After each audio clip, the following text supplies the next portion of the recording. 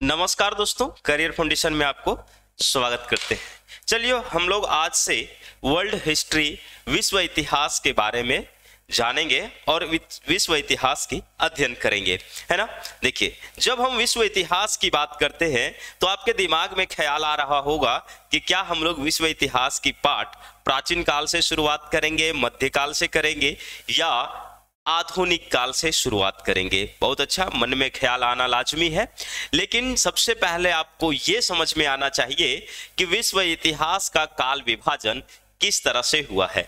हम लोग जब इंडियन हिस्ट्री पढ़ते हैं तो इंडियन हिस्ट्री में बड़ा आसानी से हम लोग कर लेते हैं कि इसे 3 भागों में बांट करके पढ़ते हैं, है ना।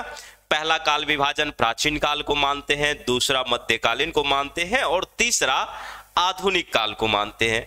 और इन काल विभाजन के दौरान जौन जौन घटनाएं घटती है, जिस तरह से घटी है, उसको हम लोग देखते हैं और हम लोग समझ पाते हैं कि ये घटना इस कालखंड में घटी होगी। जैसे अगर हम लोग बात करें कि बताइए मुगल डायनेस्टी की स्थापना किस कालखंड में हुआ होगा, तो आसानी से बता पाते हैं कि मुगल डायनेस्टी की स्थापना जो है वो मध्यकालीन भारत का ही पार्ट है ना। ठीक उसी तरह से अगर विश्व इतिहास की परिप्रेक्ष्य में बात करें और पूछे आपसे कि बताइए फर्स्ट वर्ल्ड वॉर किस कालखंड की घटना है, अच्छा नहीं, पूछे आपसे कि बताइए रोमन साम्राज्य की पतन किस कालखंड की घटना है, अच्छा उससे भी ज्यादा अगर हो जाए तो पूछे कि पुनर्जागरण किस कालखंड की घटना है, तो निश्चित रूप से अब आपके दिमाग में ऐसी ऐसी समस्याएं उत्पन्न हो रही होगी कि सर जब हम रोमन साम्राज्य की बात करते हैं तो उसका काल विभाजन जानना होगा,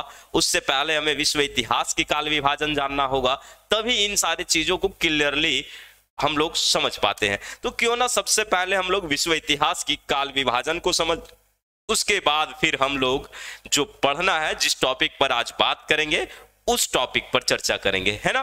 तो समझिए, सबसे पहले जब हम काल विभाजन की बात करते हैं विश्व इतिहास की दृष्टि से, अच्छा विश्व इतिहास की दृष्टि से, और दूसरी तरफ मैं काल विभाजन कर देता हूं भारत के इतिहास की दृष्टि से। इससे फायदा क्या होगा, आपको निश्चित रूप से समझ में आ जाएगा कि किस तरह से हम काल विभाजन को ले रहे हैं, है ना। जब तुलनात्मक अध्ययन की बात करते हैं तो ज्यादा बेनिफिट होता है। सबसे पहले अगर हम इधर देखें तो मानते हैं भारत, है ना। भारत के संदर्भ में काल विभाजन क्या है, काल विभाजन, ठीक है। तो भारत के संदर्भ में काल विभाजन आप जानते हैं, बहुत सारे काल विभाजन इसके अंतर्गत आते हैं, उसमें से मोटा मोटी 3 मानते हैं। कितना मानते हैं? 3। और वो 3 कौन कौन से हैं, तो हम लोग समझते हैं यहां पर प्राचीन काल, है ना, प्राचीन भारत, दूसरा समझते हैं यहां पर तो मध्यकालीन हो जाएगा, क्या हो जाएगा, मध्यकालीन भारत, और तीसरा हम लोग जो मानते हैं वो मान लेते हैं यहां पर आधुनिक भारत। क्या मानते हैं? आधुनिक, ठीक है, आधुनिक भारत। अब ये कालखंड जो हुआ कब से कब तक चला, कब से कब तक चला, ये सारे काल विभाजन आप सभी जानते हैं और मैं बता भी चुका हूं कि इंडियन हिस्ट्री में कैसे काल विभाजन होता है और किस तरह से कौन सा समय मध्यकालीन में आता है, कौन सा घटना प्राचीन में आता है और कौन कौन से घटना आधुनिक में आता है। लेकिन अगर विश्व इतिहास के बारे में बात करें, विश्व इतिहास विश्व दृष्टि से देखें तो यहां पर भी तो काल विभाजन रहा होगा। इतिहासकारों ने इसे अध्ययन के सुविधा के लिए इसे भी कुछ ना कुछ तरीके से बांटा होगा। तो एक मोटा मोटी ये चलता है, मान करके यहां पर चलिए कि जब हम विश्व संदर्भ में बात करते हैं, विश्व के संदर्भ में, है ना, तो विश्व के संदर्भ में बात करने से बड़ा अच्छा दिमाग में एक बात ख्याल आता है कि इसका काल विभाजन भी क्या भारत के काल विभाजन की तरह रहा होगा। हाँ बिल्कुल, ध्यान रखिएगा, भारत का काल विभाजन कहीं ना कहीं विश्व के काल विभाजन से ही प्रभावित रही है। तो इसमें भी हम लोग 3 देखते हैं। पहला प्राचीन, क्या, प्राचीन विश्व इतिहास, क्या देखते हैं, विश्व इतिहास। दूसरा मध्यकालीन विश्व इतिहास, है ना। और तीसरा तीसरा जो है वो आधुनिक विश्व इतिहास है। क्या है? आधुनिक। ठीक है, अब देखिए, जब हम लोग ये तीन कालखंड की चर्चा करते हैं तो अब दिमाग में आता है कि भाई साहब इतना तो बता दीजिए कि ये प्राचीन विश्व इतिहास का कालखंड कब तक रहा, मध्यकाल का कब तक रहा, आधुनिक का कब तक रहा। तो यहां पर ध्यान से समझिए कि प्राचीन विश्व इतिहास का कालखंड जो माना जाता है मोटा मोटी जनरली, अब ऐसा नहीं कहिएगा कि सर ने बता दिया पुस्तकों में यही मिलता है, भाई हर एक पुस्तकों में एकाध शताब्दी का अंतर जरूर दिखाई देता है ना। तो यहां पर समझिए 5वीं शताब्दी तक, प्रारंभ से 5वीं शताब्दी तक, ठीक है, कितना तक? प्रारंभ से, है ना, यहां लिख लीजिएगा, प्रारंभ से 5वीं शताब्दी तक प्राचीन विश्व इतिहास का कालखंड माना जाता है। क्यों? यहां पर आप समझने की कोशिश कीजिएगा कि कभी एक ऐसा समय था जो कि यूरोप में रोमन साम्राज्य का वर्चस्व था, और रोमन साम्राज्य इतना विस्तृत था कि ये दो भागों में बट गया था। एक पूर्वी रोमन साम्राज्य था और दूसरा पश्चिमी रोमन साम्राज्य था। तो पश्चिमी रोमन साम्राज्य का जो पार्ट था लगभग जो यूरोप में आता था, है ना, उसका पतन 5वीं शताब्दी के अंतिम दशक में माना जाता है। अंतिम नहीं, 7वीं 8वीं दशक में माना जाता है। अगर हम कह ले मोटा मोटी कि भाई जो जर्मन का इतिहास है, जर्मनी ने क्या किया था? रोमन पर आक्रमण किया था। रोमन साम्राज्य, जो पश्चिमी रोमन साम्राज्य है, उस पर आक्रमण किया और वहां रोमन साम्राज्य की पतन हो गई। ठीक, आपको याद होगा जब हम इंडियन हिस्ट्री आपको पढ़ाए थे उस समय भौगोलिक खोज की दौर शुरू हुआ और उसमें हमने बताया था कि किस तरह से रोमन साम्राज्य का पतन होता है ना। तो पहला जो पश्चिमी रोमन साम्राज्य है 483 ईस्वी के आसपास में होगा, है ना। वहां पर हम देखते हैं कि जर्मनी ने इस पश्चिमी रोमन साम्राज्य को समाप्त कर देता है। ठीक, तो एक 5वीं शताब्दी तक मान करके चलते हैं। कब तक? 5वीं शताब्दी तक मान के चलते हैं। अब फिर 5वीं शताब्दी से पुनर्जागरण से पहले की कालखंड को मानते हैं ना। ध्यान रखिएगा, पुनर्जागरण मतलब 5वीं शताब्दी से लेकर के कब तक? पुनर्जागरण। अब पुनर्जागरण आपके दिमाग में खलबली मचा दी होगी कि पुनर्जागरण का कालखंड कब रहा है ना। तो मैं बता दूंगा, पुनर्जागरण, ठीक है, पुनर्जागरण के पूर्व का कालखंड। एक्चुअली अगर हम इतिहास में देखें पुनर्जागरण का कालखंड तो मोटा मोटी 1350 से स्टार्ट मानते हैं। कितना से? 1350, मतलब 14वीं शताब्दी। अच्छा, विश्व इतिहास में आप पढ़ा होगा कहीं ना कहीं कि विश्व इतिहास में एक ऐसा समय है जिसको अंधकार युग मानते हैं। इस समय कोई डेवलप नहीं चल रहा था। इसके पीछे लॉजिक क्या था? लॉजिक बड़ा अच्छा था। लोगों का कहना था कि राजनीति पर धर्म का प्रवेश हो गया था और जब धर्म हावी हो गया राजनीति पर तो धर्म जो है अपने हिसाब से पूरे यूरोप में शासन कर रहा था। अच्छा, यूरोप में व्यक्ति सूद लेना भी पापखोरी समझता था। ये चर्च, पोप, पादरी का जो कंसेप्ट था, आपको पता है अभी हम लोग जब पुनर्जागरण की बात करेंगे तो कहीं ना कहीं ये सारी बातें आपको जरूर समझ में आएगा। आपको पता होना चाहिए कि यूरोप में जब मध्यकालीन भारत का कालखंड चल रहा था, मध्यकालीन का दौर चल रहा था, उस समय इसे पूरा का पूरा अंधकार युग माना गया। हालांकि कितना सत्य है कितना नहीं इस पर भी हम लोग चर्चा करेंगे, लेकिन एक मोटा मोटी धारणा हम लोग बना लेते हैं कि ये अंधकार युग रहा था। यहां पर चर्च का प्रभाव था, राजनीति पर धर्म हावी हो चुका था और जो धर्म कहता था वही राजनीति करता था। कुल मिलाकर के सामंतवादी व्यवस्था हावी हो चुका था। क्या हो चुका था? अब यहां पर एक और नया शब्द आया है, सामंतवाद। क्या आया है? सामंतवाद। और जब सामंतवाद का पतन हो गया तो निश्चित रूप से कहा जाता है कि अब लोग थोड़ी सी स्वतंत्र विचारधारा की ओर बढ़े, प्रोटेस्ट करने लगे, तर्क वितर्क करने लगे और धीरे धीरे नई दुनिया से जुड़े, नई विचारधारा से जुड़े, मानवतावाद को बल दिया और कहीं ना कहीं क्या तर्क वितर्क के साथ धर्म के ऊपर उंगली उठाना शुरू कर दिया। हालांकि इस चर्च के धर्म के प्रति उंगली उठाने में कितने लोगों ने अपने जीवन को खो दिया, कितने लोगों को जिंदा जला दिया गया, कितने बहुत सारे विद्वान, बहुत सारे खगोल शास्त्री, बहुत सारे दार्शनिकों को फांसी की सजा हो गई।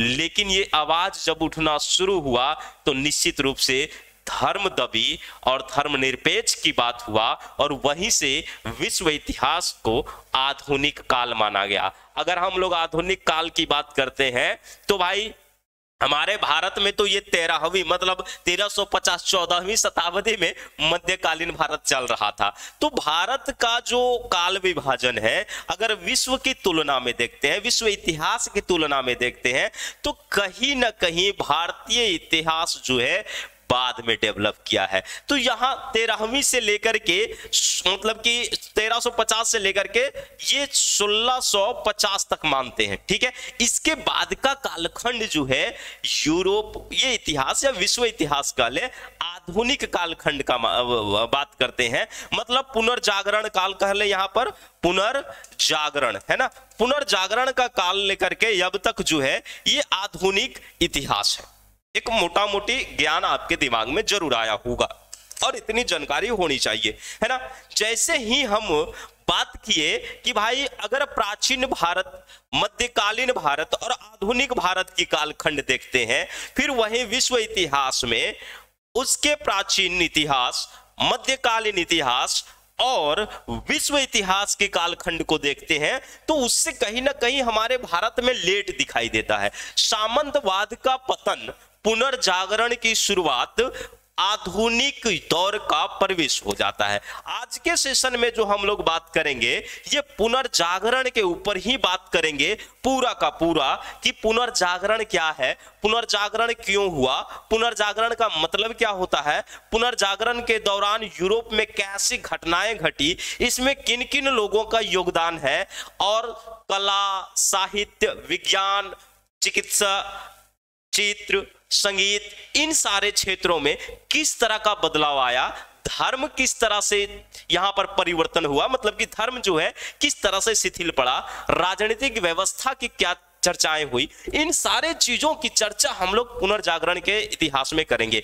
अब कुल मिलाकर के आपको बता दें तो कहीं ना कहीं हम लोग जो पूरा का पूरा सेशन कवर करेंगे वो विश्व के प्राचीन इतिहास के बारे में नहीं करेंगे और ना ही मध्यकालीन इतिहास के बारे में बात करेंगे। सिर्फ और सिर्फ पुनर्जागरण से लेकर के हम लोग विश्व इतिहास की कहां बात करेंगे, तो आधुनिक की बात करेंगे पूरा। और जब आधुनिक की बात करेंगे तो आप सुने होंगे Russian revolution, American revolution, France की क्रांति, औद्योगिक क्रांति, पुनर्जागरण, है ना, first world war, second world war, इन सारे तत्वों पर बात करेंगे, इन सारे चीजों पर बात करेंगे। क्या एक ही सेशन में बात करेंगे? नहीं, हाँ, लेकिन इतना स्पष्ट है कि जब 2 मिनट में ये सारी कंसेप्ट समझ सकते हैं तो भाई ये पूरा का पूरा समझने में कोई तकलीफ नहीं होगा। क्लियर हो गया?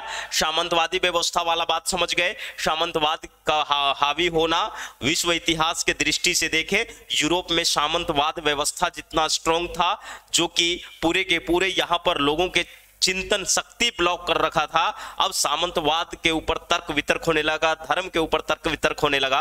और आपको याद होगा मैकियावेली का नाम सुने होंगे। जैसे भारतीय इतिहास में कौटिल्य को राजनीतिक शास्त्र का जनक माना जाता है, उसी तरह से यूरोप में किसको? मैकियावेली को राजनीतिक शास्त्र का जनक माना जाता है ना। कहता है कि आधुनिक राजनीतिक शास्त्र का पिता है मैकियावेली। मैकियावेली को ऐसा क्यों कह दिया गया? आखिर उसके पीछे तो लॉजिक होगा ना कहने के पीछे। तो मैकियावेली ने एक पुस्तक लिखा था, द प्रिंस। क्या नाम था? The Prince. कौटिल्य के अर्थशास्त्र की तुलना भी उससे कर दिया जाता है, जबकि कौटिल्य ने वो काम कब का कर चुका था, है ना। ईसा पूर्व के पहले बात की है जो कि भारत में कौटिल्य उस चीज को कर चुका था, ठीक है। तो जब प्रिंस की बात करते हैं, द प्रिंस की बात करते हैं, तो उसमें मैकियावेली ने कुछ नहीं किया। उन्होंने एक ही सिद्धांत दिया कि धर्म और राजनीतिक अलग होना चाहिए। धर्म और राजनीतिक अलग होना चाहिए। धर्म कभी भी राजनीतिक पर हावी नहीं होना चाहिए। इसका मतलब राज्य में धर्मनिरपेक्ष की बात किया, राज्य के ऊपर ऊपर, राजनीति के ऊपर, प्रशासक के ऊपर, प्रशासन के ऊपर धर्म हावी होना मतलब राज्य जो है अंधकारमय युग में जाना। और इन्होंने स्पष्ट कहा कि अगर एक राजा है तो उसे समझना चाहिए कि सिंहासन किस तरह से प्राप्त करना है और उस सिंहासन को कैसे चलाना है, ना कि वो धर्म के आधार पर सिंहासन को प्राप्त करे और ना कि धर्म के आधार पर उस राज्य सिंहासन को चलाए। भाई अगर इस तरह से चलाएंगे तो उस राज्य के, उस देश की, उस सीमा की विकास जो है पूरा का पूरा रुक जाएगा। और मैकियावेली ने स्पष्ट रूप से आगे लिखते हुए कहा कि अगर एक राजा है तो उसे इतना तो समझ में जरूर आना चाहिए कि एक साथ शेर और लोमड़ी को कैसे स्वागत किया जाता है ना। तो इस तरह से हम जब देखते हैं कि बड़े बड़े विचारधाराएं आए पुनर्जागरण काल के दौरान, बड़ी बड़ी पेंटिंग्स बनी, बड़ी बड़ी बातों हुई जिसमें धर्म पर उंगली उठाया गया।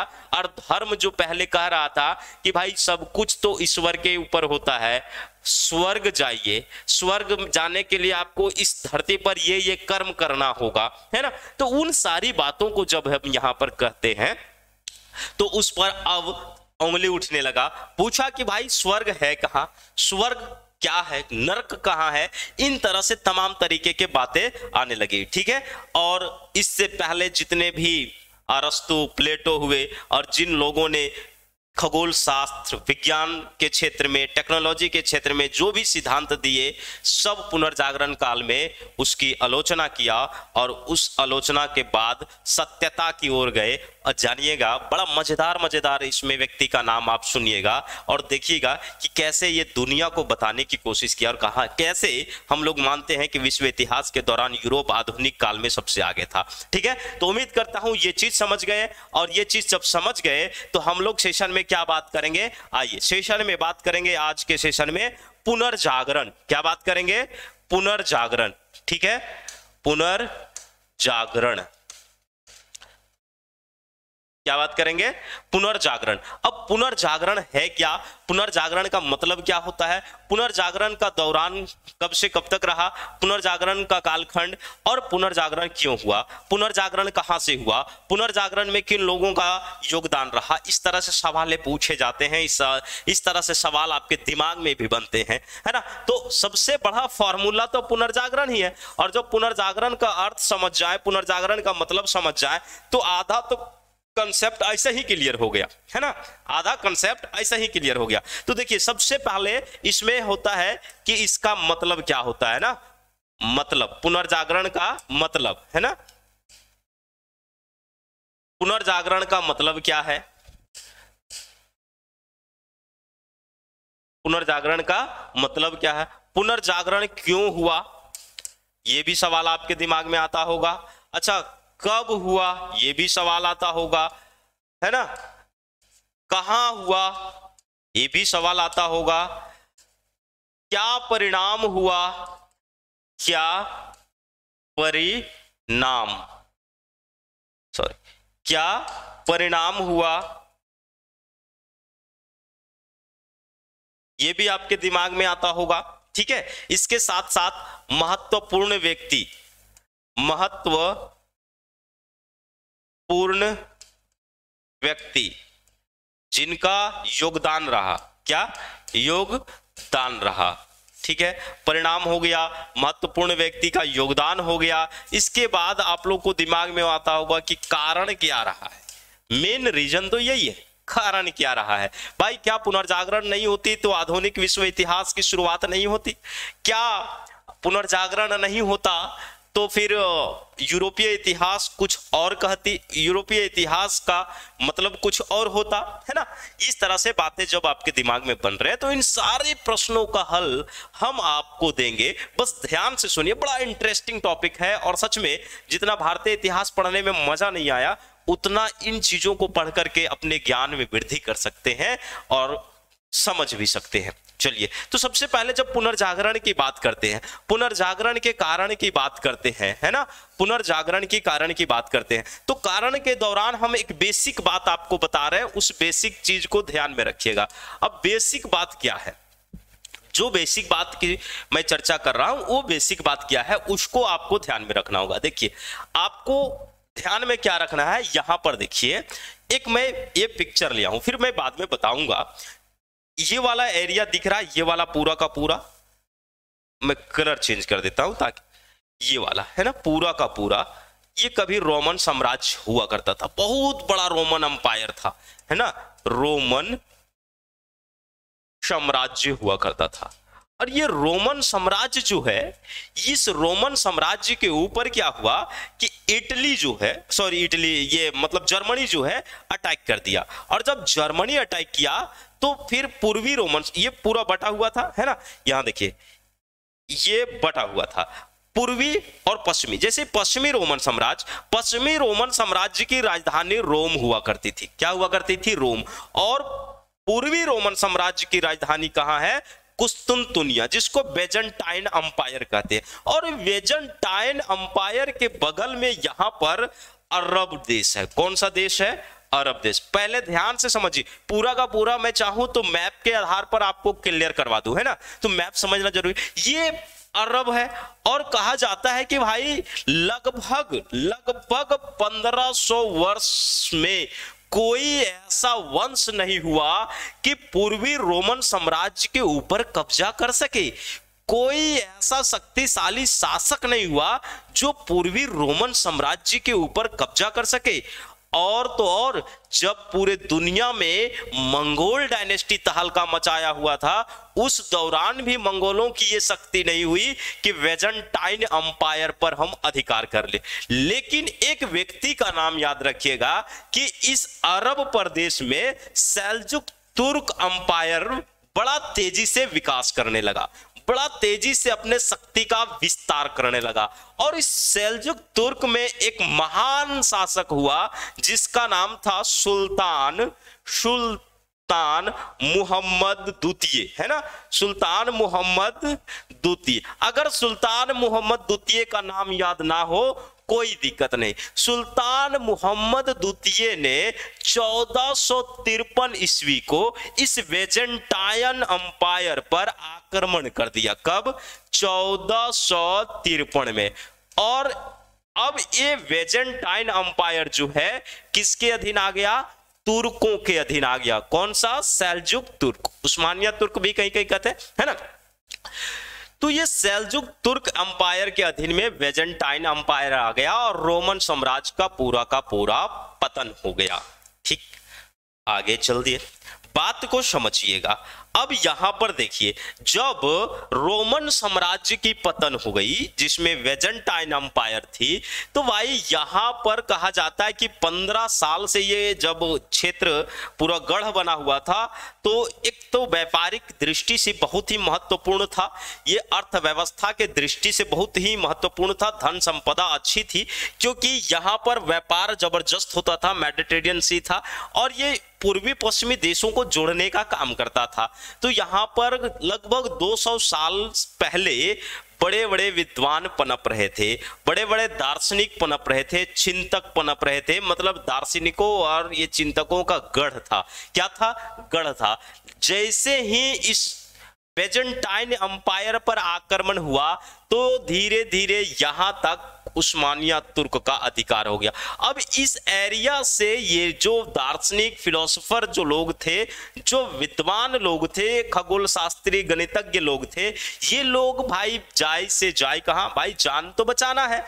जब दूसरा का अधिकार हो गया तो दो ही रास्ता है, या तो वहां से आप भाग जाइए या तो फिर अपनी वहां पर रहने के लिए अधीनता को स्वीकार कर लीजिए। खैर, अच्छा, ये बेजेंटाइन अंपायर पर उस्मानिया तुर्कों ने आक्रमण क्यों किया? अच्छा, ये चीज को ध्यान रखिएगा, ईसाई और इस्लाम का युद्ध तो कई वर्षों से चली आ रही थी। जब इस्लाम धर्म की स्थापना हुई ये अरब वाले एरिया में, तो अब अरब वाले एरिया में इस्लाम धर्म भी अपना साम्राज्य विस्तार करना चाहता था, दूसरी तरफ ईसाई भी अपना धर्म विस्तार करना चाहता था। तो भाई ये युद्ध तो बहुत दिन से चली आ रही थी, एक ना एक दिन जबरदस्त निर्णायक युद्ध तो होना ही था। इस परिस्थिति में सारे लोग जो थे दार्शनिक चिंतक, वो जगह छोड़ करके, ये देखिए यहाँ रोम है जो इटली की राजधानी है ना, किसकी राजधानी है? इटली की। और इस रोम के बगल में यहां पर फ्लोरेंस है। कौन सा जगह है? फ्लोरेंस जगह है, ठीक है। अब ये सारे लोग क्या किए? दार्शनिक चिंतक विद्वान लोग ये इस एरिया में पीछे की तरफ भागे। क्या किए? पीछे की तरफ भागे।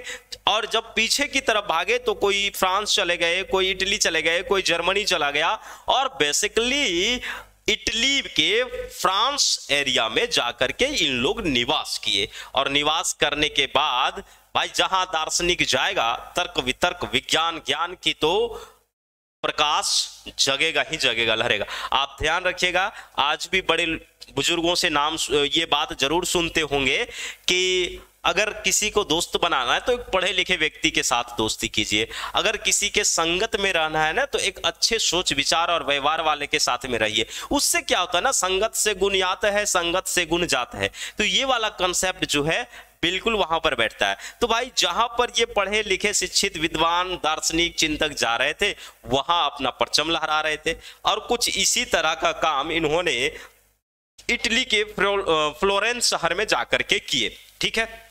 और माना जाता है कि इसी फ्लोरेंस शहर से क्या हुआ?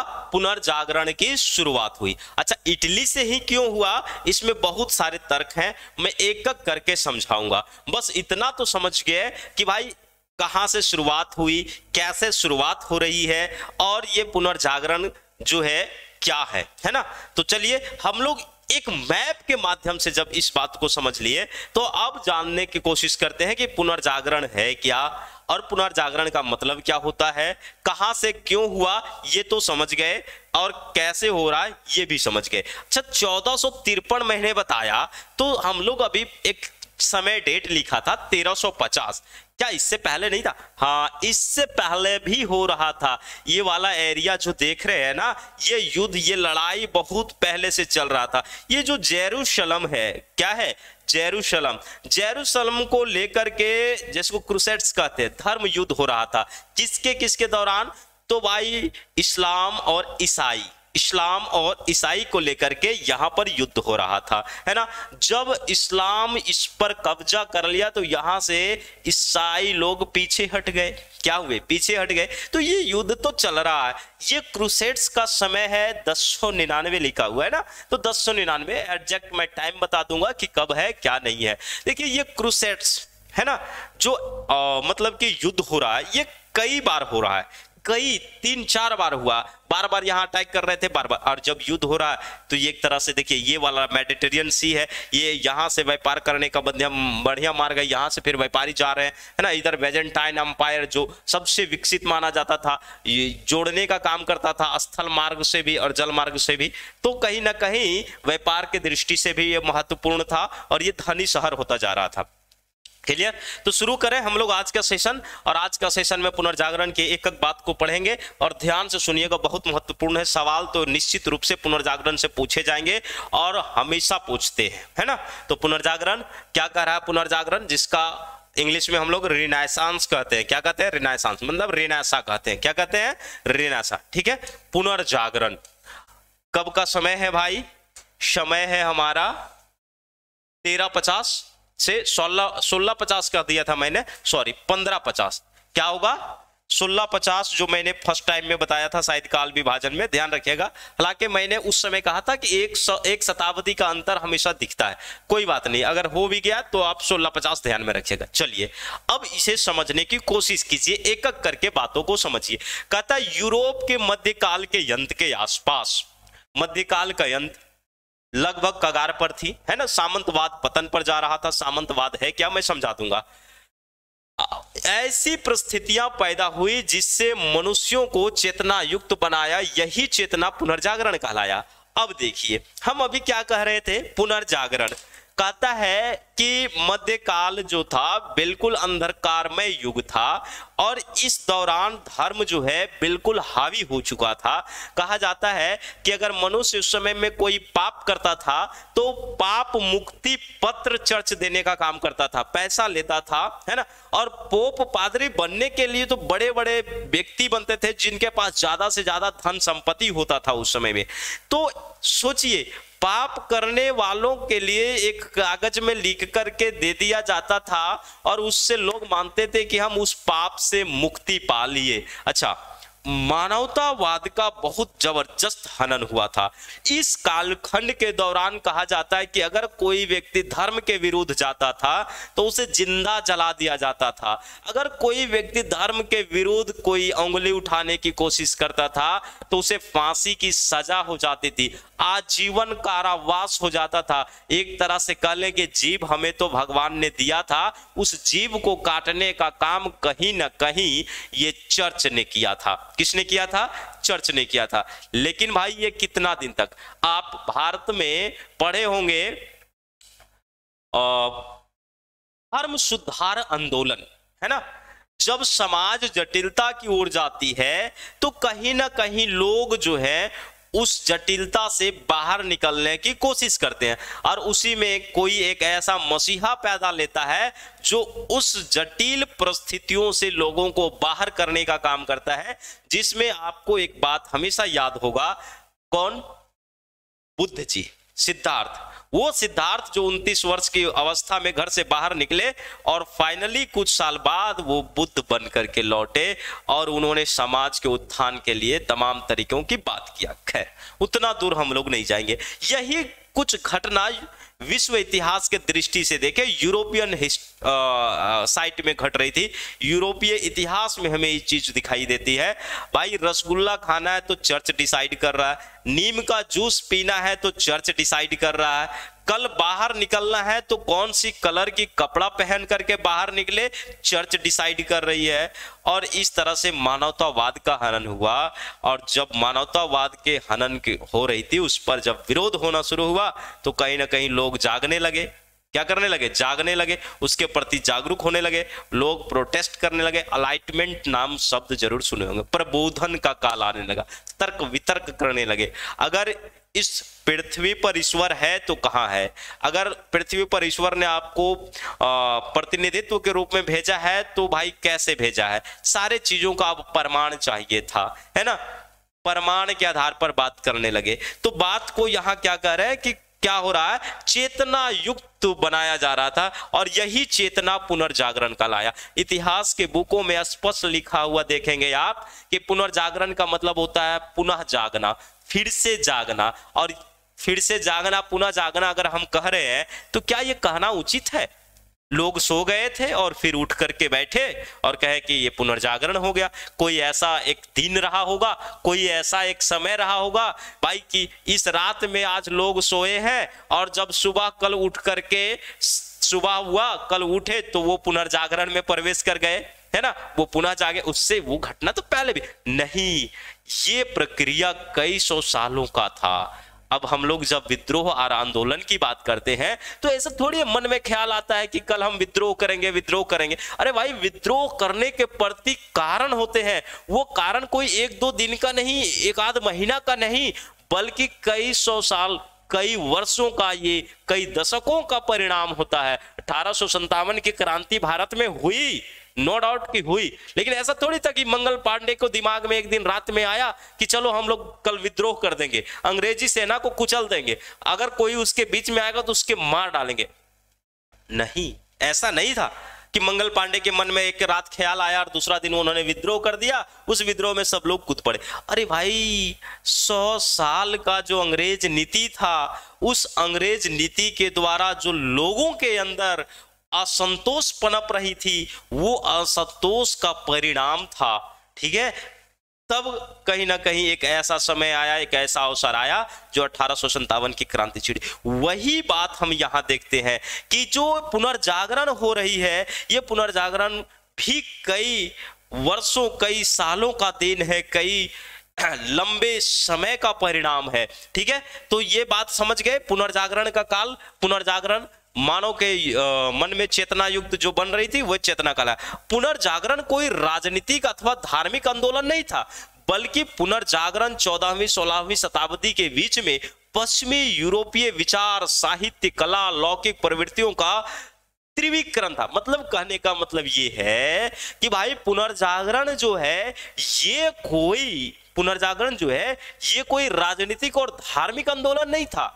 कि भाई राजनीतिक के दृष्टि को लेकर के आंदोलन हो गया या धार्मिक दृष्टि को लेकर के, बल्कि यूरोपीय इतिहास में हम देखते हैं, पश्चिमी इतिहास में जब हम देखते हैं तो ये कालखंड रही है 14वीं से 16वीं शताब्दी के बीच एक दौर रहा है। इस दौर में कई महान व्यक्तियों का जन्म हुआ, इस दौर में कई चिंतक व्यक्तियों का दौर जन्म हुआ, कई वैज्ञानिकों का जन्म हुआ, जिन्होंने अपने स्मृति पटल के आधार पर साहित्य के क्षेत्र में, कला के क्षेत्र में, संगीत के क्षेत्र में, लौकिक के क्षेत्र में, इन सारे चीजों में बड़ी तेजी से बदलाव ले आया। अच्छा, एक चीज और बताते हैं, आगे चल करके हम उसकी चर्चा करेंगे। दांते बहुत फेमस हुए, बहुत बड़ा दार्शनिक थे, और ये दार्शनिक ही नहीं, इंजीनियर वगैरह सब कुछ थे। तो दांते के जीवन बड़ा स्ट्रगल में बीत रहा था, दांते का जीवन बड़ा कष्टमय पूर्ण रहा। कहा जाता है कि दांते ने जब इन चीजों के बारे में आवाज उठाई तो दांते को देश से बाहर निकाल दिया गया। उन्होंने एक डिवाइन कॉमेडी नाम की पुस्तक की रचना की, और डिवाइन कॉमेडी इतना पॉपुलर हुआ, इतना ज्यादा प्रतियां उनकी बिकी कि आप सोच नहीं सकते। और उस डिवाइन कॉमेडी में इन्होंने नरक से स्वर्ग की बात की। जब उनकी डिवाइन कॉमेडी की स्टडी कीजिएगा तो सार यही निकल करके आता है कि वो अलौकिक की बात करता था। जो चर्च स्वर्ग और नरक की बात करता था, परलौकिक की बात करता था, वो डिवाइन कॉमेडी में दांते ने लिख डाला कि भाई स्वर्ग और नरक तो इसी पृथ्वी पर है, और इसकी मजा वो स्वयं लेता है। जब उसे देश से बाहर निकाला जाता है तो तमाम तरीके के यातनाएं दी जाती है, कहता है वह जीवन मेरा नर्क जैसा था। फिर वो विभिन्न लोगों से मिलता है तो उस परिस्थिति से निवारण के लिए था, और जब मिल करके बाहर निकलता है तो वो स्वर्ग बन जाता है। ठीक है, तो अलौकिक की बात कर रहा है यहां पर। परलौकिक तो चर्च बात करता था कि स्वर्ग मिलेगा, नरक मिलेगा, उसकी कैसे आपको स्वर्ग में जगह मिलेगा, 2-4 कट्ठा जमीन कैसे मिलेगा, इन सारे चीजों को मैं तय करूंगा और मेरे आधार पर ही आप स्वर्ग और नरक जा सकते हैं। ये बात तो चर्च कर रही थी। एक बहुत ही जाने माने इतिहासकार हुए जिनका नाम है क्या, जैकब बुर्कहार्ट। क्या नाम है? बुर्कहार्ट। जैकब बुर्कहार्ट स्विस मतलब स्विट्जरलैंड के रहने वाले थे। कहां के रहने वाले थे? स्विट्जरलैंड के रहने वाले थे। और इन्होंने एक अपनी पुस्तक की रचना की। पुस्तक का नाम है civilisation of the renaissance in Italy. हमेशा याद रखिएगा, ये पुस्तक एग्जाम में आपसे पूछा जा सकता है, या पूछा जा सकता है। भाई वर्ल्ड हिस्ट्री में पूछने का कुछ तरीका ही अलग होता है। आपको सीधा पूछेगा जैकब जो है, जैकब क्या नाम है? जैकब बुर्कहार्ट जो है ये कहां के निवासी था, कहां के रहने वाले था? तो ये स्विट्जरलैंड के रहने वाला, स्विस का मतलब स्विट्जरलैंड है ना, स्विट्जरलैंड के रहने वाला था। और इन्होंने एक पुस्तक लिखी थी, क्या नाम है? Civilisation of the renaissance. Civilisation of the renaissance in Italy. भाई रिनेसा सभ्यता का विकास जो है वो इटली में हुआ है। कहां हुआ है? इटली में हुआ है। ये कौन कह रहे हैं? जैकब कह रहे हैं। ठीक है, जैकब। और इस पुस्तक का प्रकाशन 1860 में किया गया। कब किया गया प्रकाशन? भाई 1860 में। इसमें क्या लिखने का काम किया? कौन सी ऐसी बात है जो इतना चर्चित था? तो इन्होंने इस पुस्तक में लिखा कि पुनर्जागरण एक लंबी नैतिक बौद्धिक जड़ता के बाद अस्तित्व में आया। मतलब एक लंबे समय का ये दौर से गुजरा और उसके बाद जो है पुनर्जागरण अस्तित्व में आया। आगे लिखा इन्होंने कि मानव चेतना के क्षेत्र में एक बड़ा क्रांतिकारी कदम था। कौन? पुनर्जागरण। और इसमें इटली की भूमिका सर्वाधिक महत्वपूर्ण थी। क्या थे? इटली की भूमिका जो है इसमें सर्वाधिक महत्वपूर्ण था। हम लोग तो पढ़ते भी हैं, जानते भी हैं कि इटली में से ही क्या हुआ है? पुनर्जागरण शुरू हुआ है ना। तो चलिए ठीक है, यहां तक दिक्कत नहीं होना चाहिए। जैकब बुर्कहार्ट का कहना था, इन्होंने ही पुस्तक लिखा था civilisation of the renaissance in Italy. अब एक रोचक बात है, रोचक बात क्या है इस चीज को भी जानिए। मैं अक्सर आप लोगों को रोचक बात बताता हूं ताकि पढ़ते पढ़ते थोड़ा ध्यान भी लगे और मन भी लगे। रोमन साम्राज्य के पतन होते ही यूरोप के मध्यकाल के अंत तक बहुत से तत्व नग्न अवस्था में पहुंच गया था। क्या कह रहा है कि रोमन साम्राज्य के पतन मतलब 5वीं शताब्दी में पतन है ना। रोमन साम्राज्य की पतन कब? 5वीं शताब्दी में। और इसके पतन के साथ ही कहता है यूरोप के मध्यकाल का अंत बहुत से तत्व नग्न अवस्था में पहुंच गया। मतलब कि रोमन साम्राज्य यहां से मध्यकाल शुरू हो गया और यहां से जब मध्यकाल शुरू हुआ तो अंत तक, अंत मतलब पुनर्जागरण से पहले, है ना, मैं अभी बता चुका हूं, इसलिए पहले इस चीज को मैंने क्लियर किया था ताकि आपको पढ़ाते समय बीच में ये सारी समस्याएं ना उत्पन्न हो जाए जिससे आप समझ ना पाए। ठीक। और बहुत सारी तत्व क्या है, नग्न अवस्था में जा चुकी थी, फिर से पुनर्जागरण काल में महत्वपूर्ण हो गया। अब देखिए जैसे बहुत सारी ऐसी बातें थी जो कि मध्यकाल में लोग करते ही नहीं थे, लेकिन पुनर्जागरण काल में वो फिर से स्पष्ट झलक दिखाई देने लगा।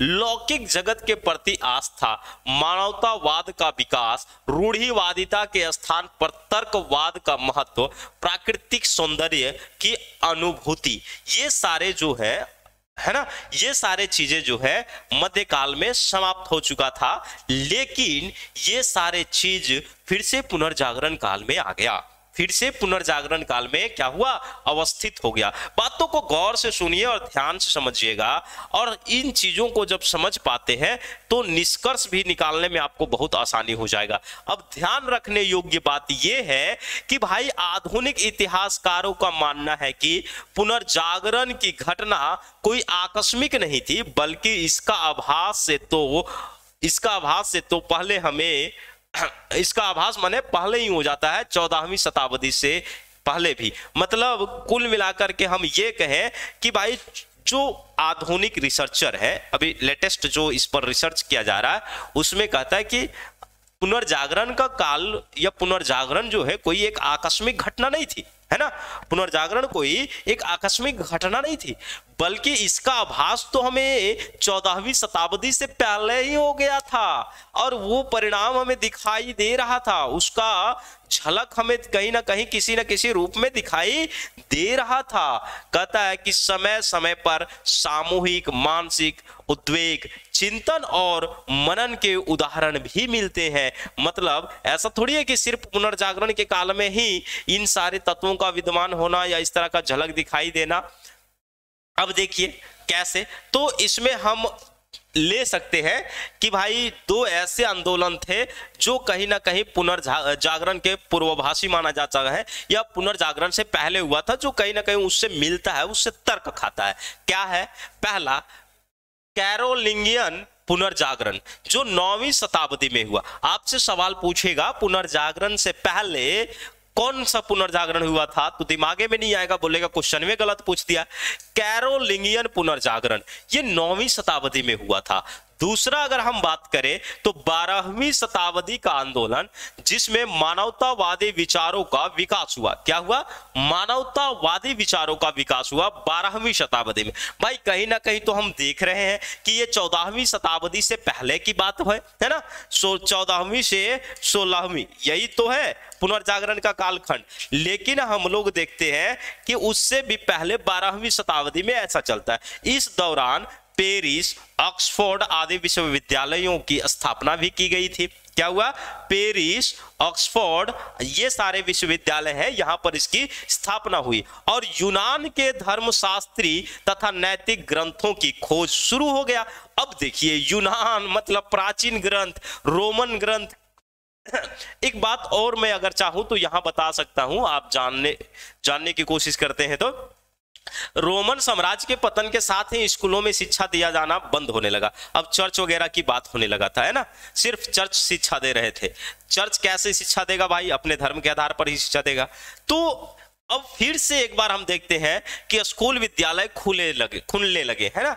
इसी के नेतृत्व में इटली के सिसिली में बौद्धिक एवं साहित्यिक वातावरण का सृजन होना शुरू हो गया। क्या हुआ? जब यूनानी प्राचीन ग्रंथों की खोज होने शुरू हुआ और जब लोग ये अपने प्राचीन सभ्यता से अवगत होने लगे कि भाई रोमन साम्राज्य कभी था जो पूरे दुनिया में राज करने की चेष्टा रखता था, ये पूरी दुनिया में सबसे बेहतरीन सभ्यता थी, मानव स्वतंत्र था, मानव की समानता थी, मानव का अधिकार था, वहां पर मानव एकता का मतलब कि गजब का उदाहरण मिलता है। तो लोग सोच रहे कि हम लोग इस अंधकार युग में जीवन व्यतीत कर रहे हैं, वो वही सभ्यता, वही जगह, वही एरिया, और हमारे अधिकार सब छीन लिया गया है।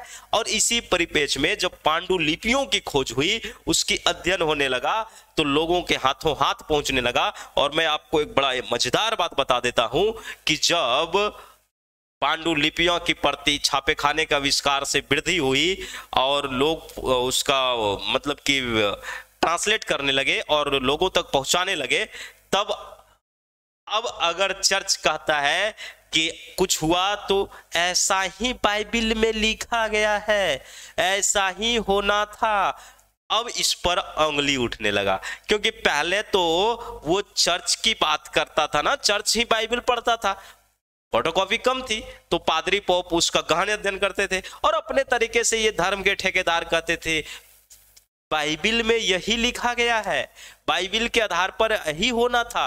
जैसे कभी हमारे देश में वैदिक सभ्यता का पतन हुआ, उसके पीछे भी लॉजिक यही था कि वेदों में यही लिखा गया है। ये धर्म के ठेकेदारों ने इस तरह से व्याख्या किया कि वैदिक समाज इतना कर्मकांडी बन गया, इतना जटिल हो गया कि लोगों को अगरबत्ती जलाने के लिए भी सोचना पड़ता था।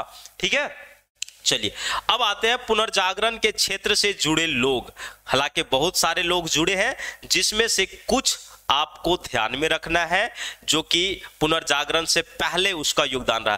पुनर्जागरण के क्षेत्र से जुड़े लोग, यहां पुनर्जागरण से पहले कर दीजिएगा, तब से पहले है ना, पुनर्जागरण से पहले, पुनर्जागरण से पहले या पुनर्जागरण के क्षेत्र से पहले जुड़े लोग। तो यहां पर ध्यान रखिएगा, पुनर्जागरण के क्षेत्र से पहले जुड़े लोग, यहां पहले खाली लगा दीजिएगा तो शायद सेंटेंस सुधर जाएगा, नहीं तो बड़ा गलत हो जाएगा, है ना। देखिए, फ्रांस के पीटर आबेलार, नाम भी बड़ा गजब का है, आबेलार, आबिलार, भाई बिल्ली बिलार वाला बात नहीं। तो फ्रांस के पीटर आबेलार, क्या नाम है? पीटर आबेलार। कहां के निवासी है? फ्रांस के निवासी है। इसका कालखंड कब से कब तक है? 11वीं से लेकर के 12वीं शताब्दी तक। ठीक है, मतलब 1079 से लेकर के 1142 ईस्वी तक, इतना ही दिन तक ये जिंदा रहे। इंग्लैंड के रोजर बेकन, कौन है? इंग्लैंड के रोजर बेकन, ये भी पहले के हैं। 1214 से 1294, मतलब ये 13वीं शताब्दी में, प्रारंभिक द्वितीय दशक से लेकर के अंतिम दशक। इटली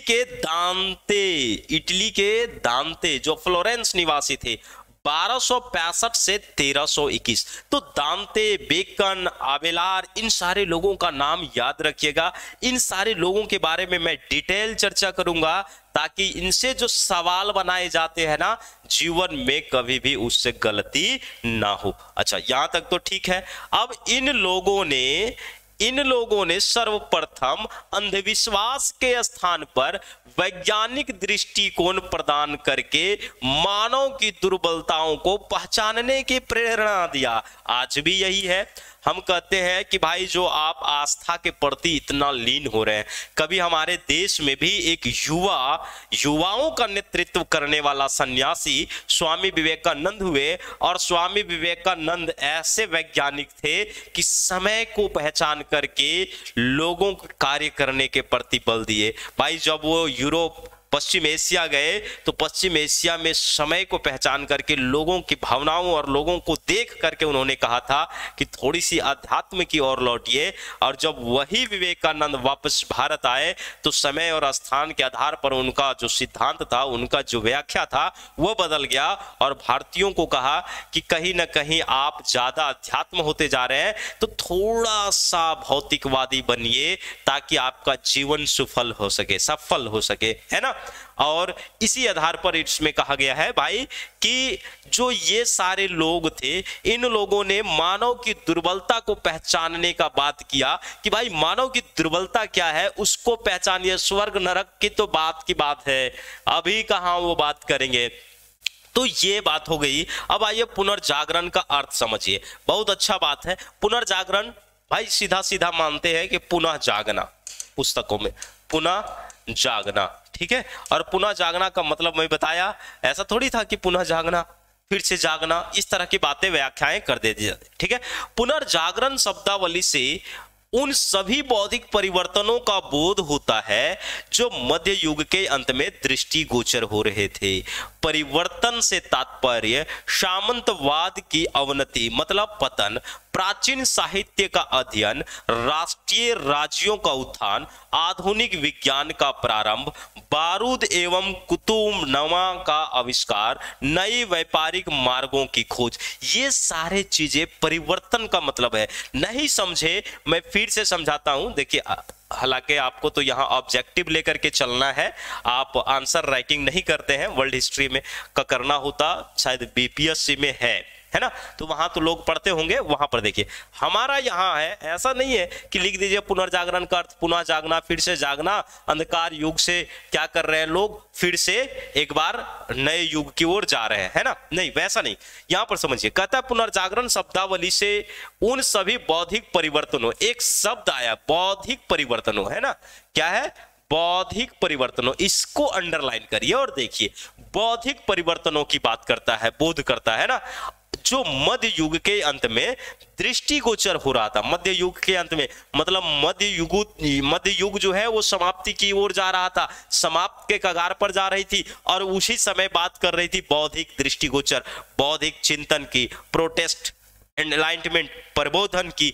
तो ये सारी बातें मध्य युग के अंत में हो रही थी, मध्य युग के अंतिम समय में चल रही थी। अब ये बौद्धिक परिवर्तन का मतलब क्या है, तो बौद्धिक परिवर्तन का मतलब यहां पर ये बात है कि सामंतवाद की अवनति मतलब पतन, है ना, प्राचीन साहित्य का अध्ययन, जो रोमन साहित्य है, जो यूनानी साहित्य है उसकी अध्ययन करने की बात कर रहा है।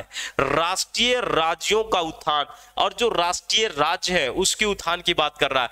आधुनिक विज्ञान का प्रारंभ, बारूद कहां से आया भाई, ये बारूद क्या चीज है जो पुनर्जागरण में महत्वपूर्ण भूमिका निभाई, बारूद का क्या प्रयोग है, तो बारूद कहां से सीखा ये सारे लोग, है ना।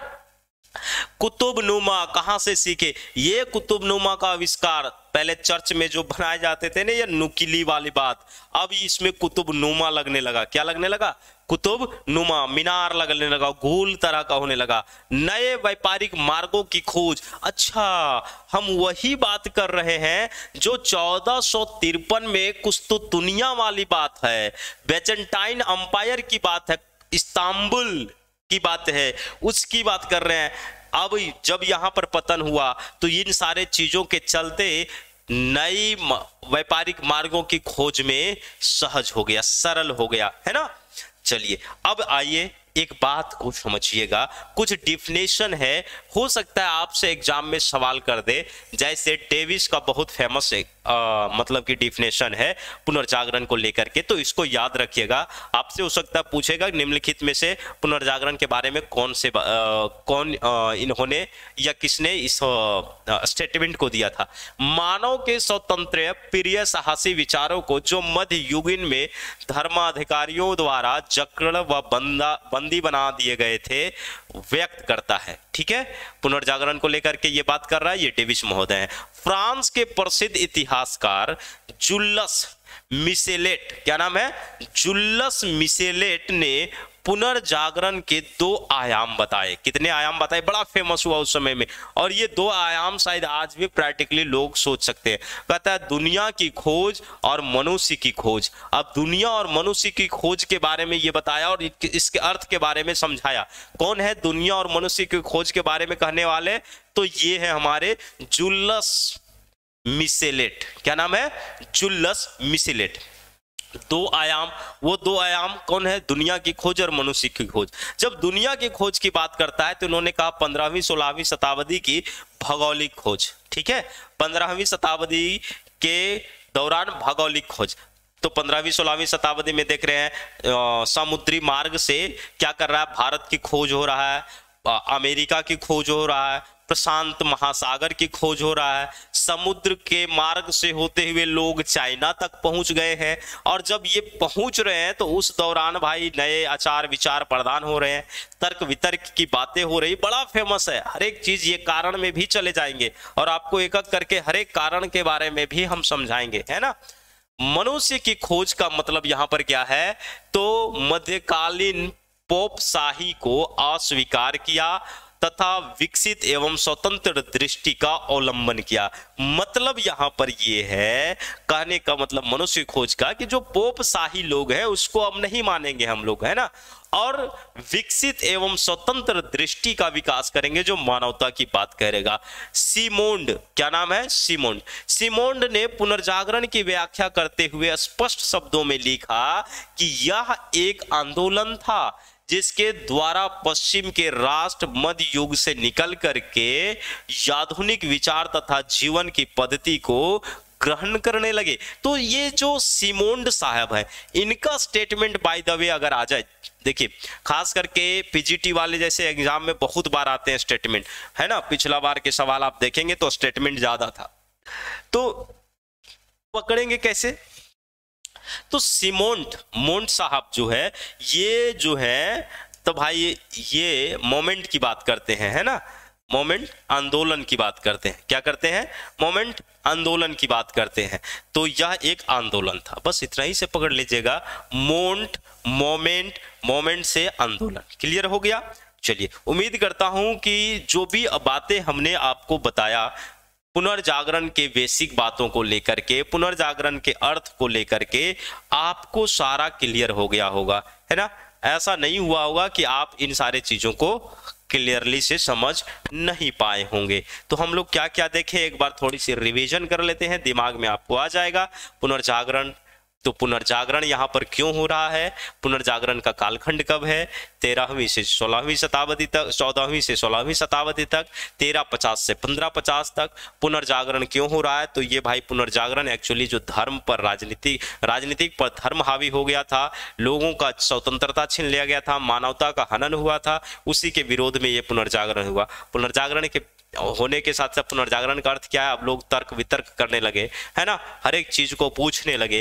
इस तरह से धीरे धीरे पुनर्जागरण जो है शुरू हुआ। अब इसमें हम लोग देखते हैं कि इसका कारण क्या क्या है। तो सबसे पहले धर्म युद्ध है, दूसरा व्यापारिक समृद्धि है, तीसरा कागज और मुद्रण यंत्र है, चौथा कुस्तुतुनिया पर तुर्कों का अधिकार है, और पांचवा मंगोल साम्राज्य का उदय है। अच्छा, ये सारे महत्वपूर्ण कारण हैं।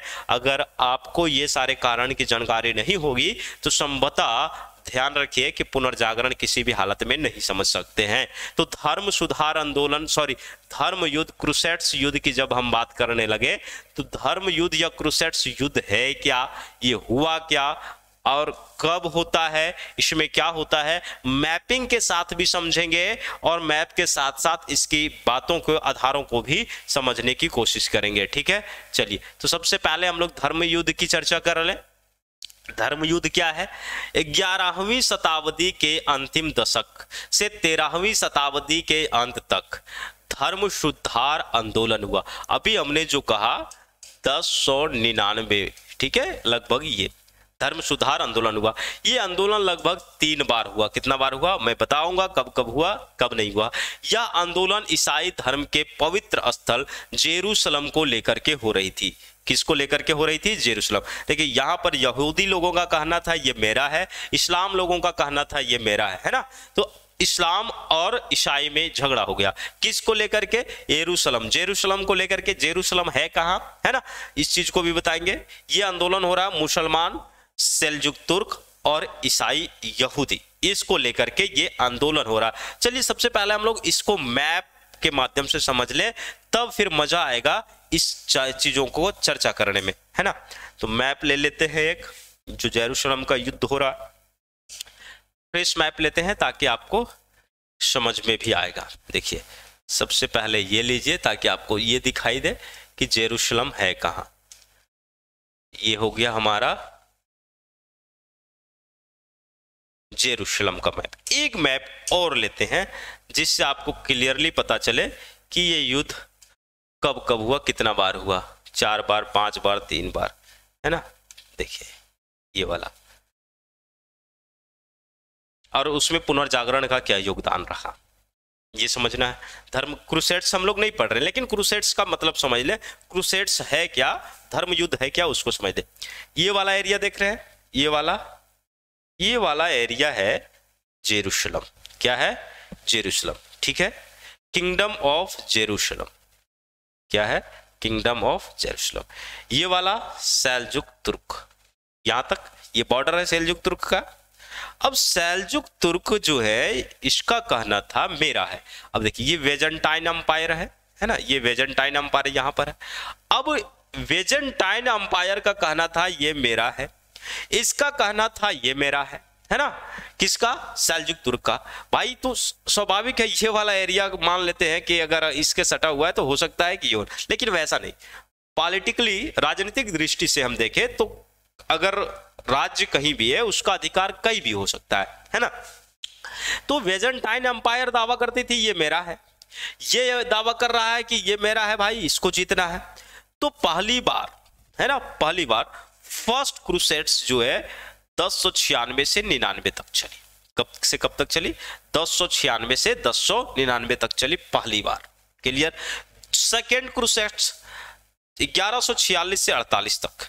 थर्ड 1179 से 1292, 89 से 92। फोर्थ क्रूसेड्स 1201 से 1204 तक, और इस्लामिक आइसलैंड में तब्दील हो गया, ठीक है।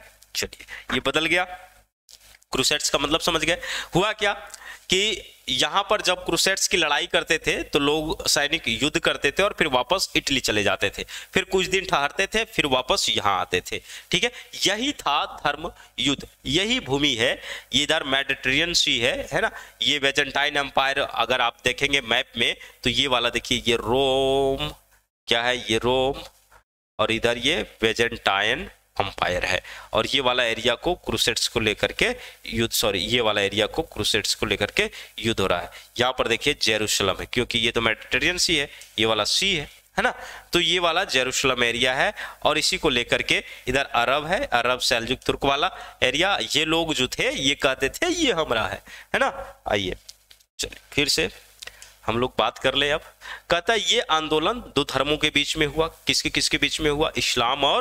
इस्लाम और ईसाई के बीच में हुआ, ठीक है। इस धर्म युद्ध के कारण यूरोप वासियों का एक संपर्क पूर्वी लोगों के साथ हुआ, जिससे नए नए लोगों से मिले और विचारों का आदान प्रदान होने लगा। भाई स्पष्ट है, जब धर्म युद्ध हो रहा है ना तो नए नए लोगों से मिलेगा, एक दूसरे से मिलेगा, और मिलने के बाद विचारों का आदान प्रदान होगा। व्यापार में भी कुछ यही कंसेप्ट चलता है। अगर लोग कहीं घूमने जाते हैं वहां भी विचारों का आदान प्रदान होता है। एक उदाहरण दे आपको, जैसे कोई गांव का लड़का अगर मुंबई का माने जाता है तो मुंबई के विचारधारा से वो काफी प्रभावित हो जाता है, और जब मुंबई से वापिस आता है अपना गांव तो वो सोचता है कि जो कुछ हाई टेक्नोलॉजी देख के आया या पॉसिबिलिटी है वो अपने गांव में लागू करना चाहता है। कुछ इसी तरह से रोम इटली में हो रहा था, है ना। जो लोग धर्म युद्ध से लौटे उनका बौद्धिक शिक्षित जो है अधिक हो गया, क्षितिज बढ़ गया, बौद्धिक स्मृति पटल बढ़ गए, मतलब वो उस समय में आदान प्रदान हो रहा था। मध्य युग में लोगों में ये धारणाएं बन चुकी थी कि मानव को इलोक और परलोक में जितना जरूरी है सब चर्च के द्वारा ही पूरा हो सकता है। चाहे इलोक में जितना मिलना है वो सारे चीज कहाँ मिलेंगे भाई? चर्च के माध्यम से। परलोक में जितना मिलना है चर्च के माध्यम से। लेकिन जब ये धर्म युद्ध के दौरान इन लोगों का संपर्क पूर्वी जगत से हुआ, अरब से हुआ, उधर पूर्वी साइड में भारत वगैरह से हुआ, चाइना से हुआ, तो इस दौरान इन लोगों ने समझा कि नहीं, चर्च हमें बुड़बक बना रहा है, ये चर्च से कोई चीज पूरा नहीं हो सकता। धर्म युद्ध के बाद इस विचार को खंडन कर दिया गया। जैसे धर्म युद्ध हुआ, धर्म युद्ध समाप्त हुआ, तो इस विचारधारा से को लोगों ने क्या क्या खंडित किया। बारूद वगैरह वाला अरब से सीख करके आए। अरस्तु का वैज्ञानिक ग्रंथ अरबी अंक, बीज गणित, दिग्दर्शन यंत्र, कागज का ज्ञान यूरोप में धर्म युद्ध के माध्यम से ही पहुंचा। अब देखिए यहां पर कहता है कि अरस्तु का जो वैज्ञानिक ग्रंथ है ये वाला, ठीक है, और अरबी अंक या बीज गणित या दिग्दर्शन यंत्र या फिर दिग्दर्शक यंत्र या फिर कागज का ज्ञान, ये सारे जो है यूरोप में पहुंचे और ये धर्म सुधार आंदोलन के दौरान पहुंचे। जैसे अगर हम कागज की बात करते हैं तो सबसे पहले चाइना में कागज, कहां से कागज जो है सबसे पहले कागज चाइना में एक ऐसी घास की पहचान की गई जिससे कागज बनाया गया, ठीक है, और उस कागज बनाने का ज्ञान जो है सब उसके बाद अरबवासी ने सीखा। जब अरबवासी ने सीखा तो धर्म युद्ध के साथ जब इन पश्चिमी जगत का संपर्क हुआ तो ये लोग भी उस ज्ञान से परिचित हुए और इसको रोम ले गए, इसको पश्चिमी जगत में ले गए। अब क्या हुआ, कागज का फायदा क्या हुआ, धर्म सुधार आंदोलन में ये कैसे मतलब कि योगदान दिया, तो ध्यान रखिएगा बाइबल है ना, बाइबल। अब ये बाइबल जो है भाई इसी समय में आप देखेंगे छापे खाने का आविष्कार हो रहा है, गुटेनबर्ग टाइपिंग मशीन का आविष्कार हो रहा है, जेरोक्स मशीन का आविष्कार हो रहा है और उसमें इस कागज का योगदान हो रहा है। अब खटाखट क्या हो रहा है, बाइबल छप रहा है, खटाखट क्या हो रहा है, विभिन्न लोगों का विचारधारा छप रही है और लोगों के पास पहुंच रहा है। क्या हो रहा है, लोगों के पास पहुंच रहा है। ज्ञान विज्ञान में हम लोग इसके बारे में भी और बेहतरीन से जानेंगे और जिक्र भी करेंगे, ठीक है। तो ये सारे बारूद का ज्ञान भी कहां से लाया इन लोग, यही से लाया, ठीक है। दूसरा कारण देखते हैं, दूसरा कारण तो व्यापारिक समृद्धि। भाई व्यापारिक समृद्धि, जिसके पास धन होगा वो शिक्षा ग्रहण तो करेगा, जिसके पास धन होगा वो और नई खोज की तरफ अट्रैक्ट तो होगा क्योंकि वो धन उस क्षेत्र में लगाएगा। तो कहता है पुनर्जागरण का सबसे बड़ा कारण व्यापार का उदय माना जाता है। इसके कारण शहरों का विकास हुआ, शहर का वातावरण स्वतंत्र होता चला गया। देखिए सामंतवाद था, सामंतवाद जहां रहा है वहां पर क्लोज इकोनॉमिक्स की बात होती थी। क्या होती थी, क्लोज, बंद अर्थव्यवस्था की बात होती थी। लेकिन जैसे जैसे सामंतवाद का पतन होते चला गया वैसे वैसे व्यापार में वृद्धि होती चली गई। क्या हुआ, व्यापार में वृद्धि होती चली गई। अब व्यापारियों के उद्देश्य हो गया कि सामंत प्रथा जो है, सामंत प्रथा और चर्च जो है उससे लड़ना। भाई धन हो गया है और सामंत व्यवस्था जो पूरा अपना वर्चस्व बनाए रखा था उससे लड़ना। अब लोगों को प्रत्येक चीज पर वाद विवाद करने लगे, मतलब वाद विवाद करने लगे लोग, और स्वतंत्र विचार बढ़ा और ज्ञान प्रगति हुई। क्या हुआ, ज्ञान की प्रगति हुई। अच्छा, ज्ञान के प्रगति के क्षेत्र में व्यापारी लोग खूब खर्च किए, है ना। क्या किए, व्यापारी लोग जो है खूब खर्च किए। और तो और मजेदार वाली बात यह है कि धर्म युद्ध के चलते यूरोप के पूर्वी देशों के साथ व्यापारिक संपर्क बढ़ा और व्यापार में वृद्धि होने से पुनर्जागरण में 4 प्रकार के सहयोग देखा गया। कितने प्रकार के, 4। पहला, यूरोपीय व्यापारी व्यापार के सिलसिले में विभिन्न देशों में पहुंचे जहां से वे नए विचार और प्रगतिशील बातों को यूनान या यूरोप या रोम में ले आए। भाई बढ़िया है। क्या हुआ कि ये लोग जो है मतलब कि यूरोपियन लोग जो हैं ये लोग व्यापार के सिलसिले में पूर्वी जगत से संपर्क साधे। क्या किए, पूर्वी जगत से संपर्क साधे। और जब पूर्वी जगत से इन लोग संपर्क साधे तो स्पष्ट है कि नए ज्ञान विचार आदान प्रदान हुआ, है ना। दूसरा बात ये था इन लोगों के दौरान, दूसरा बात यहां पर ध्यान रखिएगा कि दूसरा बात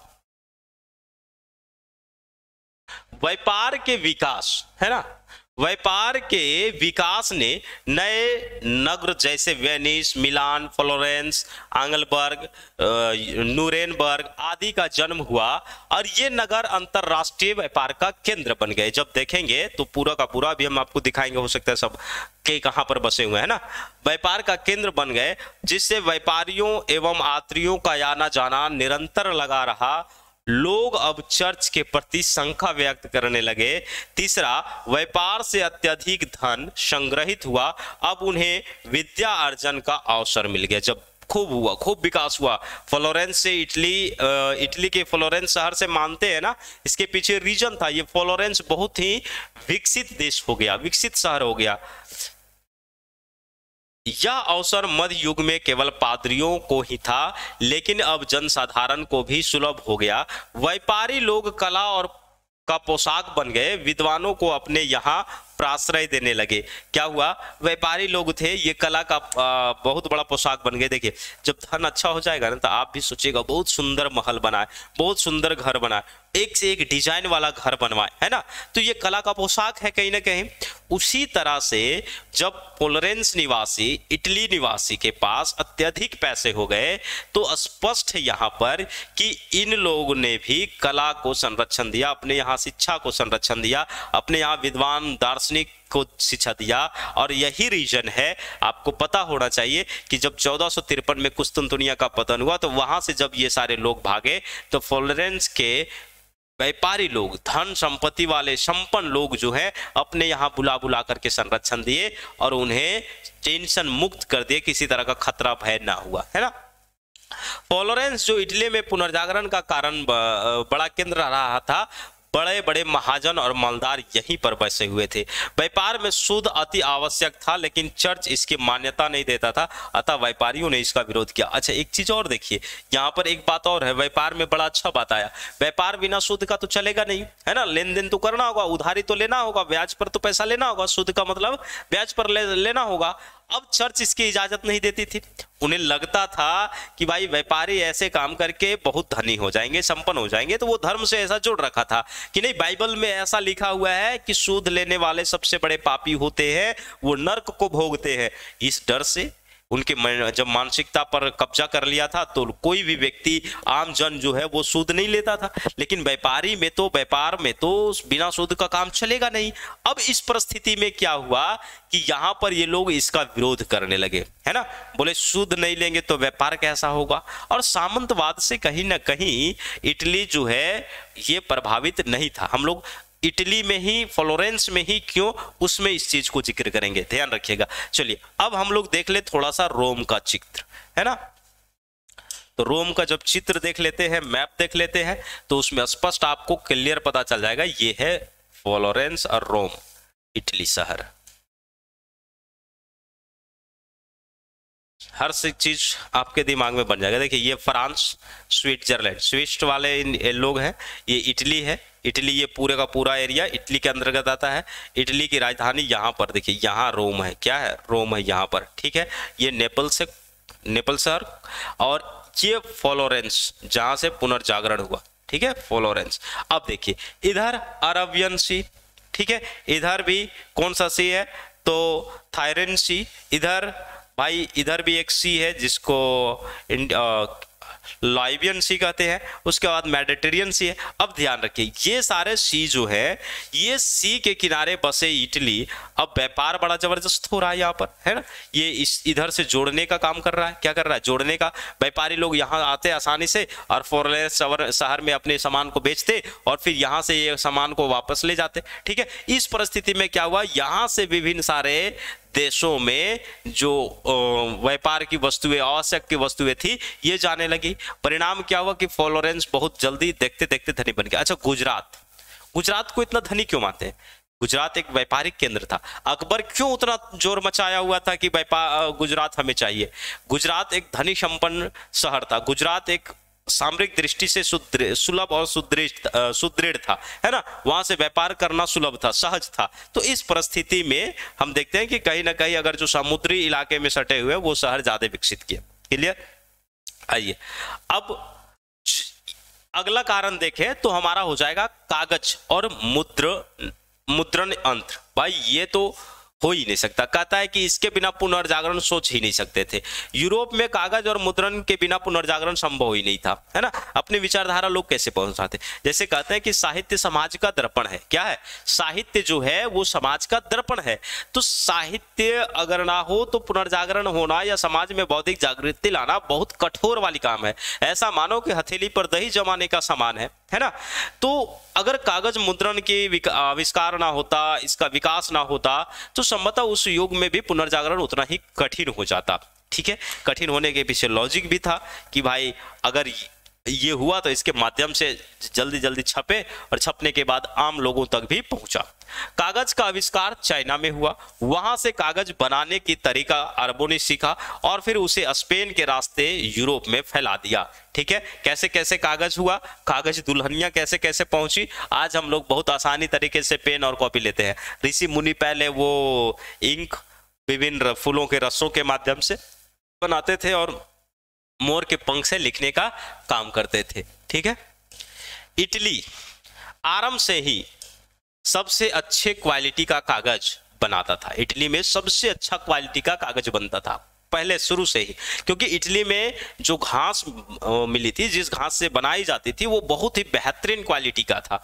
14वीं शताब्दी तक जर्मनी ने भी कागज बनाना सीख लिया।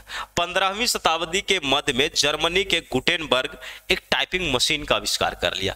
जब वो कागज का आविष्कार सीख लिया तो कागज पर अभी लिखा जा रहा था, तो इन्होंने सोचा यार इतना लिखेंगे, फोटोकॉपी करने वाला कोई मशीन बना लेना।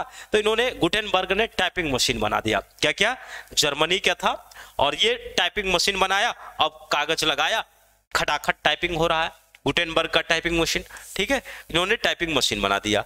कब बनाया है तो ध्यान रखिएगा 1439 में, जिससे कागज का महत्व और बढ़ गया। क्या हुआ, कागज का महत्व बढ़ गया। 1477 में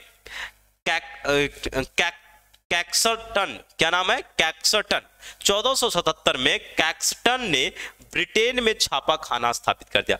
देखिए भाई, यहां पर जेरोक्स मशीन बन रहा है और जर्मनी में टाइपिंग मशीन बन रहा है, इटली में पहले बढ़िया क्वालिटी का कागज मिल रहा है ना।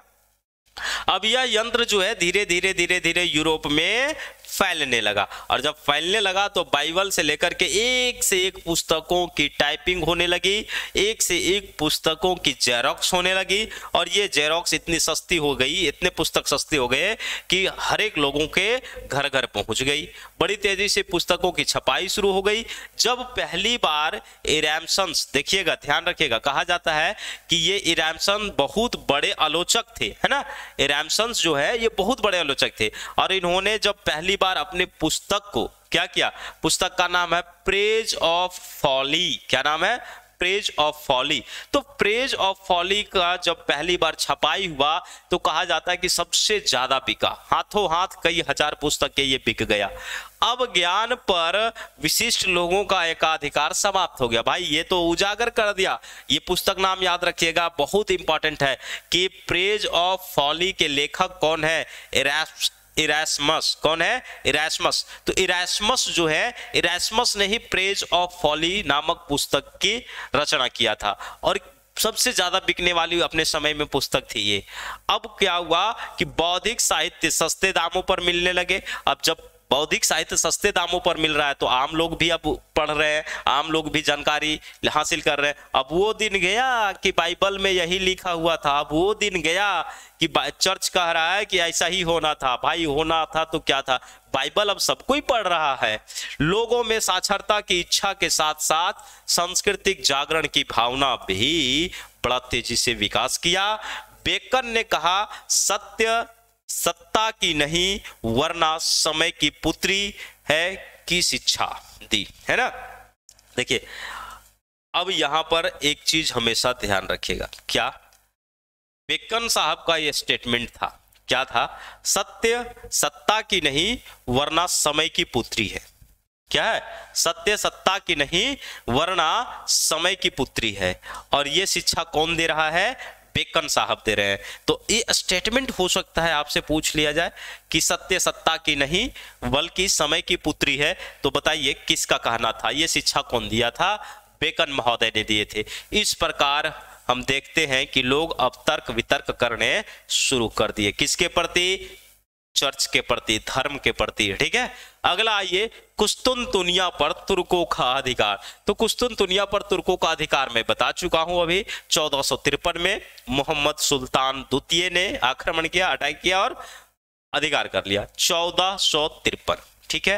वेजेंटाइन अंपायर की राजधानी कुस्तुनतुनिया, क्या है, वेजेंटाइन अंपायर की राजधानी कुस्तुनतुनिया।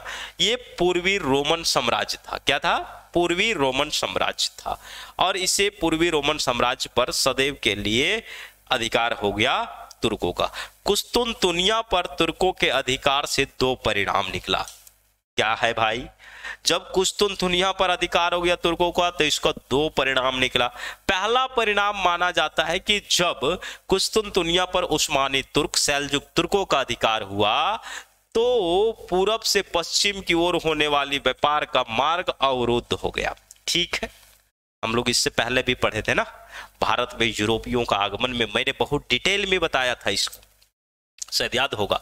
तो एक है कि व्यापार का मार्ग अवरुद्ध हो गया, क्योंकि व्यापारी जो आते जाते थे वहां से तुर्कों का अधिकार होने के चलते वहां बड़े परेशानियों का सामना कर रहे थे। इस परिस्थिति में वो लोग नए मार्ग की खोज करेंगे। क्या करेंगे? नए समुद्री मार्ग की खोज करने लगे, और उस परिस्थिति में पूरे समुद्र के माध्यम से विश्व के कोने कोने तक पहुंच गए। क्लियर? एक फायदा ये हुआ।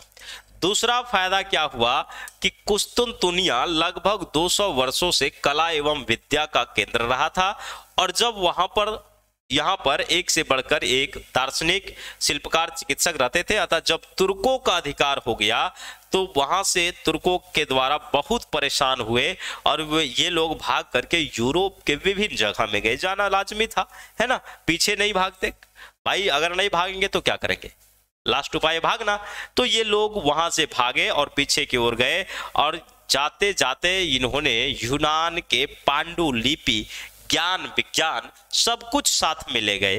कहा जाता है कि एक अकेला कार्डिनल बेसारियोन नाम है। क्या नाम है?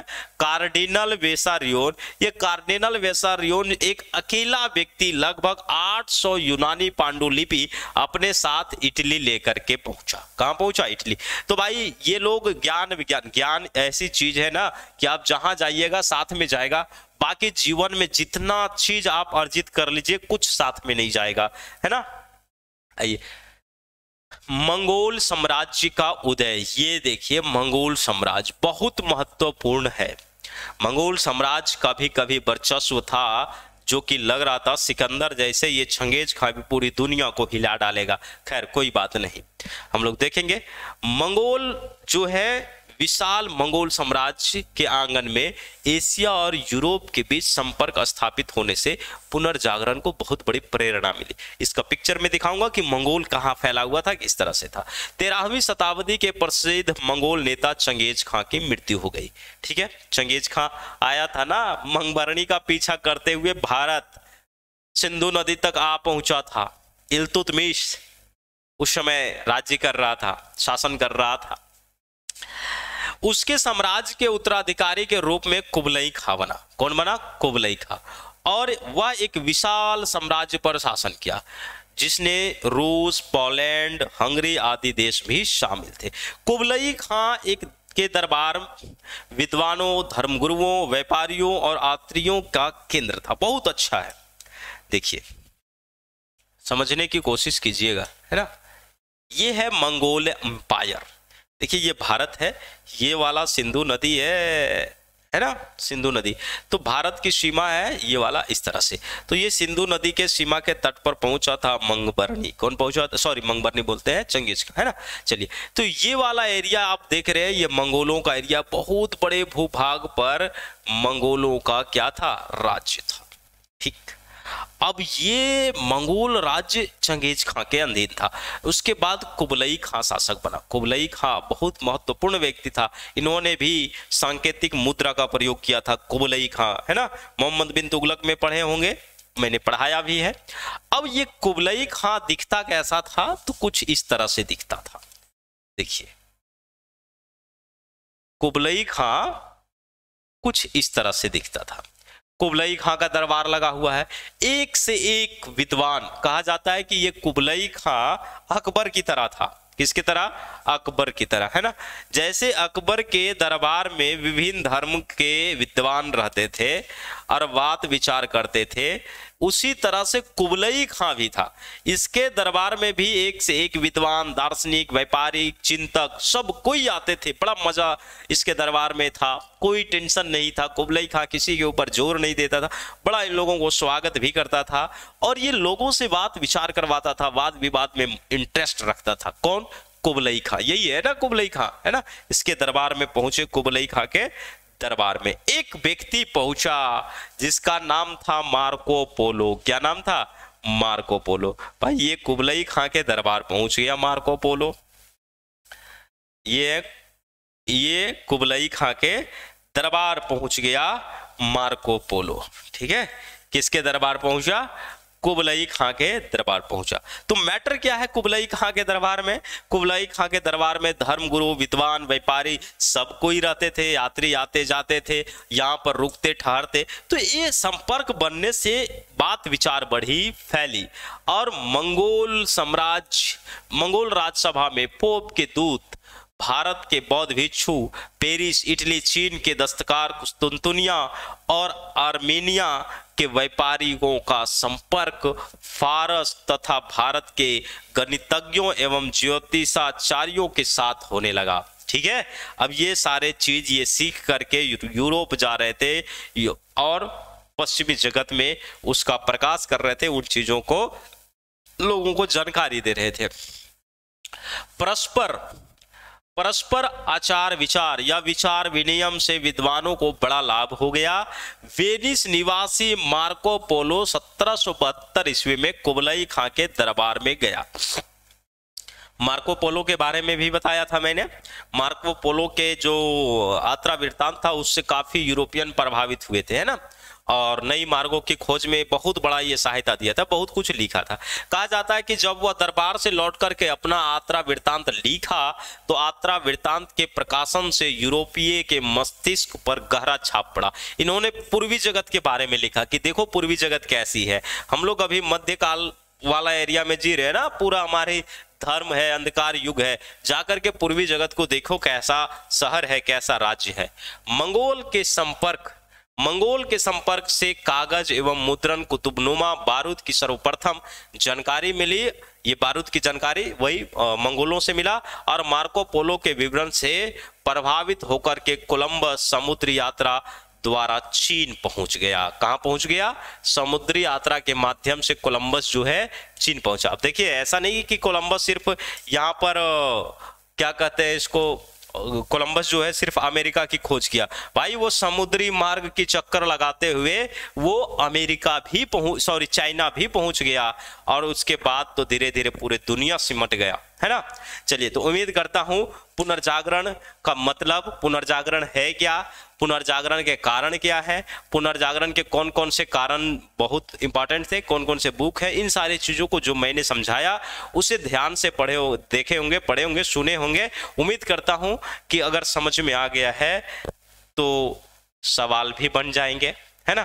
फिर हम लोग मिलेंगे इसी पार्ट को लेकर के अगले भाग। यहाँ से आगे का कार्यक्रम अभी बचा हुआ है और समझने की कोशिश करेंगे। तब तक के लिए बाय, धन्यवाद।